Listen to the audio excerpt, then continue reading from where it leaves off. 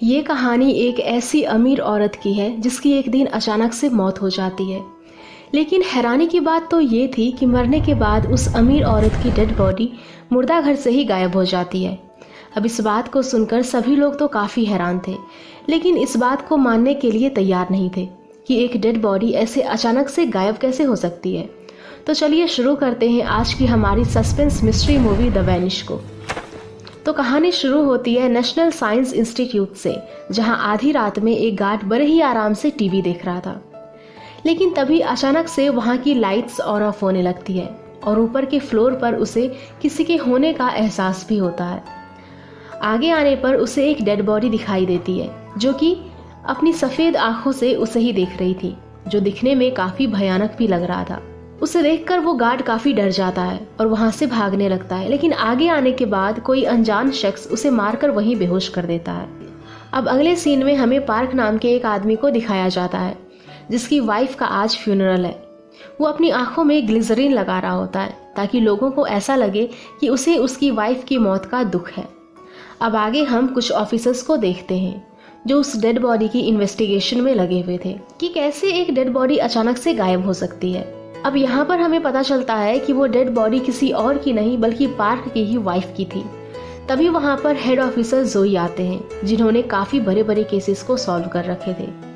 वहीं पर हम उस गार्ड को भी देखते हैं जो कि जिंदा था। उसका कहना था कि उसने किसी भूत को देखा है, जिस बात को सुनकर जोई को उसके ऊपर हंसी आती है। अब इन सबको कुछ समझ नहीं आ रहा होता कि कोई डेड बॉडी को क्यों चुराएगा। जिसके बाद पार्क को कॉल करके पुलिस स्टेशन में बुलाया जाता है पूछताछ के लिए। लेकिन जाने से पहले पार्क अपने साथ एक पेन किलर रख लेता है और रास्ते में उसे कुछ विजन्स आने लगते हैं जिसमें वो अपनी वाइफ जेनिफर के ड्रिंक में कुछ मिलाकर पिला रहा था और शायद उसकी मौत की वजह भी यही थी। आगे हम और भी जान पाते हैं कि उसकी वाइफ उम्र में उससे बड़ी थी और वो पार्क के लाइफ को कंट्रोल भी किया करती थी, क्योंकि जेनिफर की एक बहुत ही बड़ी कंपनी थी जिसमें कि पार्क सीईओ था। लेकिन जेनिफर का उसके ऊपर हुक्म करना उसे पसंद नहीं था। अब प्रेजेंट में पार्क पुलिस स्टेशन पहुंच जाता है जहां पर ऑफिसर उसे बताते हैं कि जेनिफर की बॉडी चोरी हो चुकी है। जिस पर पार्क हैरानी से पूछता है कि एक डेड बॉडी ऐसे चोरी कैसे हो सकती है। आगे ऑफिसर जोई उससे पूछता है कि जेनिफर का कोई दुश्मन था, जिस पर पार्क कहता है कि नहीं, उसका कोई भी दुश्मन नहीं था। लेकिन इसी दौरान पार्क को पसीना आना शुरू हो जाता है जिसे जोई नोटिस कर लेता है और अब जोई उसे शक की निगाहों से देखने लगता है। जोई कहता है कि मुर्दा घर में इतनी सारी डेड बॉडीज थी, लेकिन जेनिफर की ही बॉडी चोरी क्यों हुई, इसके पीछे जरूर कोई बड़ी वजह है। फिर तभी डॉक्टर एना वहां पर आ जाती है जो जेनिफर की रिपोर्ट पढ़कर बताती है कि जेनिफर को ऊंचाई का फोबिया था और वो यूएसए से फ्लाइट से आ रही थी, तो इसीलिए उसे अटैक आया हो। लेकिन पार्क बताता है कि उसे ऐसी कोई भी बीमारी नहीं थी। तो आगे एना कहती है कि शायद जेनिफर कैटालिप्सी की शिकार हुई हो। कैटालिप्सी एक ऐसी मेडिकल कंडीशन है जिसमें इंसान की बॉडी अनकॉन्शियस हो जाती है, जिससे हमें ऐसा लगता है कि वो इंसान मर चुका है, लेकिन वो असल में जिंदा ही होता है। लेकिन जोई कहता है कि क्या फालतू की बातें कर रही हो, मुझे इन सब पर भरोसा नहीं है। मैं 100% श्योर हूँ कि जेनिफर की बॉडी चोरी हुई है। अब जोई को पार्क के ऊपर शक होने लगता है क्योंकि जेनिफर की मौत से पार्क को काफी सारा फायदा होने वाला था। जोई उससे पूछताछ करना शुरू कर देता है और फिर ये सब देखकर पार्क अपने वकील को कॉल करता है और फिर तभी वहाँ की इलेक्ट्रिसिटी भी चली जाती है। पार्क जब अकेला बैठा हुआ था तो अंदर से उसे किसी चीज की आवाज आती है। फिर जब वो अंदर जाता है तो उसे वहाँ पर एक बॉक्स मिलता है जिसके अंदर वही दवाई थी जिससे उसने जेनिफर को मारा था। दरअसल ये एक ऐसी दवाई है जिसे लेने से आदमी पैरालाइज्ड हो जाता है। लेकिन इस दवाई की सबसे खास बात ये थी कि वो अपने पीछे कोई भी सुराग नहीं छोड़ती। यहाँ तक कि मेडिकल जांच के दौरान डॉक्टर को भी इस दवाई के बारे में पता नहीं चल पाता। घबराहट के चलते पार्क के हाथ से वो बॉक्स नीचे गिर जाता है और फिर तभी ऑफिसर भी वहाँ पर आ जाते हैं और उसी दौरान पार्क उस दवाई को उठाकर अपने जेब में रख लेता है, जिसे ऐसा करते हुए जोई देख लेता है। जोई उससे पूछता है कि तुम क्या छुपा रहे हो, जिस पर पार्क उसके ऊपर गुस्सा करता है। तो जोई जबरदस्ती उसके जेब से उस दवाई को निकाल लेता है और एना को इस दवाई के ऊपर रिसर्च करने के लिए कहता है। लेकिन तभी जोई को उसके सुपीरियर का कॉल आता है जो उससे कह रहे थे कि उन्हें पब्लिक प्रोसिक्यूटर का कॉल आया था तो वो पार्क को छोड़ दे। लेकिन जोई अपने सुपीरियर को बताता है कि उन्हें उसके पास से एक जहरीली दवाई मिली तो वो उसे नहीं छोड़ सकते, जिसके बाद वो फोन कट कर देता है अब जोई अपने साथियों से कहता है कि अपने आसपास की जगह को ठीक तरीके से चेक करो कि कहीं अंदर आने जाने का कोई सीक्रेट रास्ता तो नहीं। और फिर आखिरकार उन्हें एक सीक्रेट दरवाजा मिल ही जाता है जो कि सीधा कंट्रोल रूम के अंदर ही जा रहा था। दूसरी तरफ हमें पार्क को दिखाया जाता है जहां पर हमें पता चलता है कि उसका एक लड़की के साथ अफेयर भी है जिसका नाम हाइजीन है। वो हाइजीन से कहता है कि उसने उस दवाई को किसी को भी नहीं दिया, तो वो यहाँ पुलिस स्टेशन में कैसे आई। और फिर तभी विंडो पर उसे एक इनविटेशन कार्ड भी दिखाई देता है जिसे देखकर उसे याद आता है कि ये कार्ड उसके घर पर भी था जब जेनिफर जिंदा थी। और फिर तभी उसे कुछ बातें याद आती है कि जब वो हाइजीन से बाहर मिल रहा था तभी कोई अनजान शख्स उसे अपनी कार से देख रहा था, जिसे देखकर पार्क को ऐसा लगता है कि किसी को तो उसके अफेयर के बारे में पता चल चुका है। अब इसके बाद सीसीटीवी फुटेजेस को चेक करने पर उन्हें पता चलता है कि रोड के जरिए एक भी गाड़ी यहाँ पर नहीं आई, तो हो ना हो उस सीक्रेट रास्ते के जरिए ही जेनिफर की बॉडी को चुराया गया होगा और उसी रास्ते से भागा भी होगा। पार्क को वहाँ पर एक वॉच दिखाई देती है जिसके ऊपर 22 जुलाई 2007 की डेट लिखी हुई थी, जिसे देखकर वो बहुत ही ज्यादा डर जाता है। अब उस डेट को देखकर पार्क इतना क्यों डरा ये हम आगे जानेंगे। बाहर हम एक ऑफिसर को देखते हैं जिसे फीमेल फुटप्रिंट्स मिलते हैं, जिसे सुनकर जोई काफी हैरान होता है। और फिर तभी सीलिंग्स में से वाटर लीक होने लगता है और मौका देखकर पार्क एक रूम के अंदर चला जाता है जहां पर वो हाइजीन को कॉल कर बताता है कि हो ना हो जेनिफर अभी भी जिंदा है, क्योंकि जो दवा मैंने उसे दी थी उसका तोड़ जेनिफर जानती थी और उसे पता होगा कि मैं उसे मारने वाला हूँ, तो इसीलिए उसने उस ड्रिंक को पीने के बाद अपने अंदर सही दवा को इंजेक्ट कर लिया होगा और वो हम दोनों के पीछे पड़ चुकी है। इधर डॉक्टर एना जोई को बताती है कि वो दवा एक तरह का जहर है। इधर सपने में पार्क को जेनिफर दिखाई देती है जैसे कि वो उसे मारने के लिए तड़प रही हो। अब उधर पार्क को वही 2007 डेट वाला एक मैसेज आता है कि मैं तुम्हारा उसी सीक्रेट जगह पर इंतजार कर रही हूँ, जिसे देखकर पार्क काफी ज्यादा घबरा जाता है। इधर सुपीरियर जोई के पास आकर उसे काफी डांट लगाते हैं कि उसने उनके ऑर्डर्स को फॉलो नहीं किया। जोई अपने सुपीरियर से काफी रिक्वेस्ट करता है कि उसे थोड़ा टाइम चाहिए अपने सबूत को पेश करने के लिए, तो अब उसका सुपीरियर भी उसकी बात मान लेता है और उसे थोड़ा वक्त दे देता है। अब उसके बाद जोई पार्क को एक पिनअप एग्रीमेंट दिखाता है जो उसे जेनिफर के ऑफिस में मिला था।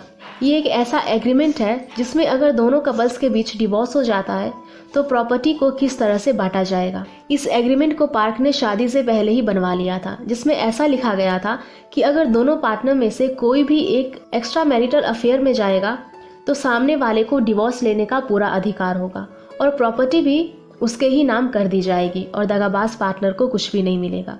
अब आगे जोई बताता है कि जेनिफर को तुम्हारे बारे में पहले से ही सब कुछ पता चल चुका था, इसीलिए उसने एक प्राइवेट डिटेक्टिव को तुम्हारे पीछे लगाया और उन्हें पता चल गया कि तुम्हारा किसी और के साथ संबंध है, जिसके चलते तुमने खुद को बचाने के लिए जेनिफर को मार डाला। अब खुद के खिलाफ सबूत होने के बाद पार्क काफी डर जाता है और फिर तभी उसे एक अनजान नंबर से मैसेज आता है जिसमें उसके और हाइजीन के फोटोज थे। वो जल्दी से हाइजीन को कॉल कर बताता है कि किसी की हमारे ऊपर नजर है तो तुम जल्दी से घर से बाहर निकल जाओ। जब वो डोर ओपन करने लगती है तो उसे किसी ने बाहर से लॉक कर दिया था और तभी उसे ऐसा एहसास होता है कि उसके आसपास कोई है और डर के मारे उसका फोन भी नीचे गिर जाता है। और फिर तभी पार्क को जेनिफर का मैसेज आता है कि वो उसे उसकी सीक्रेट जगह पर मिले, जिसे पढ़कर पार्क वहां से भागने लगता है। लेकिन तभी जोई उसे रोक लेता है और हाइजीन के बारे में पूछता है कि वो कौन है। तो पार्क उसे अपनी कहानी बताने लगता है कि हाइजीन स्कूल की सबसे इंटेलिजेंट लड़की थी, जो बात मुझे काफी अच्छी लगती थी। धीरे धीरे हम दोनों के बीच काफी नजदीकियां बढ़ी और हमें एक दूसरे से प्यार भी हो गया। जेनिफर हमेशा मुझे अपने कंट्रोल में रखती थी और मैं उसे किसी भी हालत में छुटकारा पाना चाहता था। तो फिर एक दिन हाइजीन प्रेग्नेंट भी हो गई और फिर आखिर में कोई रास्ता ना होने की वजह से मुझे जेनिफर को जान से मारना ही पड़ा। लेकिन जेनिफर काफी चालाक है, उसे पता था कि मैं उसे मारने वाला हूँ, तो इससे पहले उसने एक एंटी मेडिसिन इंजेक्ट कर ली थी और खुद को मरा हुआ ऐसा प्रेजेंट किया और बाद में उसने अपने साथियों के साथ वो उस मुर्दा घर से भाग निकली, यानी कि वो अभी भी जिंदा है। लेकिन जोई को उसकी बातें बकवास लगती है। वो कहता है कि हमने जांच की कि तुम्हारे स्कूल में हाइजीन नाम की ऐसी कोई भी लड़की नहीं है। तो पार्क कहता है कि इसके पीछे भी जेनिफर की ही कोई चाल होगी। हाइजीन की जान खतरे में है, हमें उसे बचाना होगा। और फिर तभी सुपीरियर वहां पर आ जाते हैं और पार्क को छोड़ दिया जाता है। अब पार्क उस सीक्रेट जगह पर निकल जाता है जहां पर जेनिफर ने उसे आने के लिए कहा था और शायद हाइजीन भी वहीं पर होगी।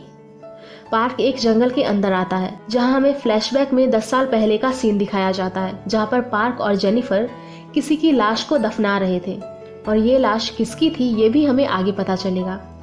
पार्क हाइजिन को ढूंढ ही रहा था कि तभी उसके सामने जोई आ जाता है, जो कि उसका पहले से ही पीछा कर रहा था। वो उससे पूछता है कि जेनिफर की डेड बॉडी कहाँ पर है, लेकिन पार्क एक ही बात बोले जा रहा था कि जेनिफर अभी भी जिंदा है। तो जोई उसे जीना नाम की एक लड़की की फोटो दिखाता है और कहता है कि एक समय मैं इसे बहुत ही ज्यादा प्यार किया करता था, लेकिन एक दिन जब जीना अपनी छोटी सिस्टर के साथ रोड से जा रही थी तो तभी उन दोनों का काफी बुरी तरीके से एक्सीडेंट हो गया था, जिसमें जीना वहीं पर ही चल बसी। और ये एक्सीडेंट करने वाला कोई और नहीं बल्कि पार्क ही था, जो नशे में कार को ड्राइव कर रहा था। जोई ने काफी कोशिश की, लेकिन वो किलर को ढूंढ नहीं पाया और ऐसे ही कई सारे दिन बीत गए और वो छोटी बच्ची बड़ी हो गई। एक दिन वो बच्ची जोई के पास आती है और बताती है कि वो एक्सीडेंट किसने किया था। वो बच्ची ने कार पर एक कंपनी का लोगो देख लिया था और वो कंपनी किसी और की नहीं बल्कि जेनिफर की ही थी। 20 जुलाई 2007 को पार्क और जेनिफर जब घर लौट रहे थे तो तभी उनसे ये एक्सीडेंट हो गया था। उन्होंने जीना की बॉडी को तो दफना दिया, लेकिन उस बच्ची को वैसे ही जख्मी हालत में छोड़ दिया। अब इधर जोई पार्क को बताता है कि तुमसे सच उगलवाने के लिए मैंने ही ये सब प्लान किया, मैंने ही जेनिफर की डेड बॉडी को मुर्दा घर से चुराया था। और फिर तभी पार्क की बॉडी जमने लगती है, क्योंकि जोई ने उसकी बॉडी के अंदर वो जहरीली दवा इंजेक्ट कर दी थी, जिससे कि अब वो बहुत ही जल्द पैरालाइज्ड हो जाएगा। आखिरी बार वो जोई से कहता है कि वो हाइजिन को कुछ ना करे, इसमें उसकी कोई भी गलती नहीं है। और फिर यहाँ पर एक और भी बड़ा राज रिवील होता है कि हाइजिन और कोई नहीं बल्कि जीना की ही छोटी सिस्टर थी, जिसने जोई के साथ मिलकर पार्क को फंसाया। वो ना ही प्रेग्नेंट थी और ना ही पार्क से प्यार करती थी। ये सब उसका एक नाटक था ताकि वो अपनी सिस्टर के मौत का बदला ले सके। और जोई भी पहले से ही अपनी गर्लफ्रेंड के कातिल को पकड़ना चाहता था। अब आगे जोई जीना की बॉडी को बाहर निकालकर उस गड्ढे में जेनिफर के बॉडी को डाल देता है और फिर अगली सुबह पुलिस पार्क को जेनिफर का मर्डर और उसके बॉडी को चुराने के जुर्म में पकड़ लेती है। और फिर आखिर में जोई हाइजिन के साथ मिलकर जीना की बॉडी को रिचुअल के साथ दफन करता है। एंड इसी के साथ ये मूवी यहीं पर ख़त्म हो जाती है। सो गाइज, अगर आप लोगों को ये मूवी पसंद आई हो तो प्लीज़ वीडियो को लाइक करना, शेयर करना और ऐसी मूवीज़ के लिए हमारे चैनल को सब्सक्राइब भी कर लेना। Thank you.